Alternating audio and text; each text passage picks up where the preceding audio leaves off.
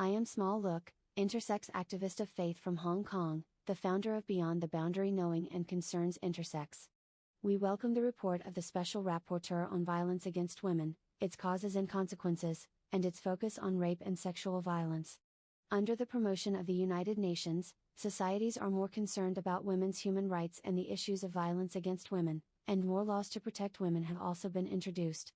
However, the world's awareness, health needs, and basic human rights of intersex women still cannot allow most intersex women to live with dignity, or even protect them from physical and psychological violence.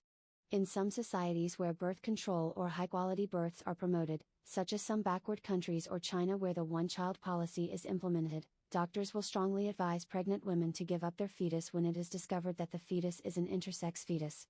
Under the patriarchal culture, it will drive parents to make the decision to abandon intersex fetus, depriving intersex people of their right to survive, and depriving intersex children of the opportunity to be loved.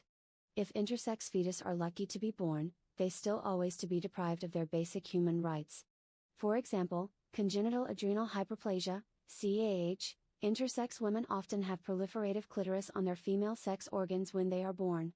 This clitoris that is larger than the average female is regarded as a problem.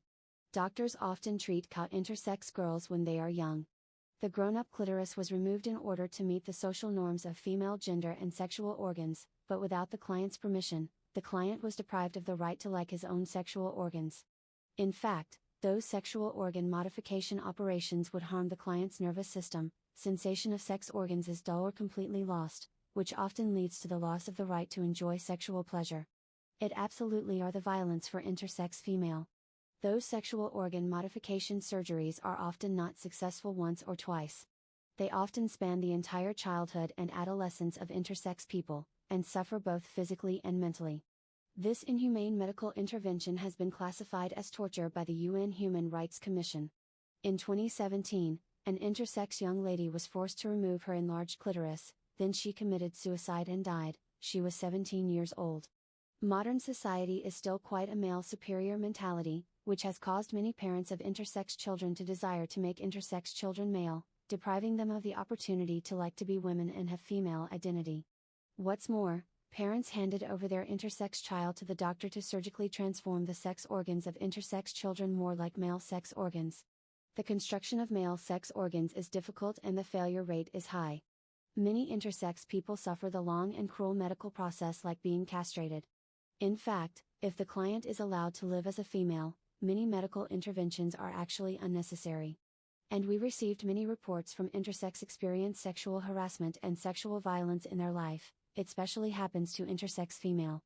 In 2015, an intersex young lady was raped inside the checking room of a China airport, when she finished the conference going back home, but the immigration staffs didn't trust her passport, because her face looked like a male. One of the male staff removed all her clothes to check her gender. She refused, but she was shocked by electric gun, then was raped. When I discuss with other intersex activists about the issues of sexual violence, an experienced intersex activist told me, to many in our community this is very common. I felt deeply sad to hear it, because I was also a sexual violence victim when young. We welcome the normative evolution highlighted by the SR that international human rights standards have expanded the scope of rape provisions to cover all persons and all acts of penetration of a sexual nature. And that in most states the definition of rape is gender neutral, covering all persons. We urge the Council to build on this evolution.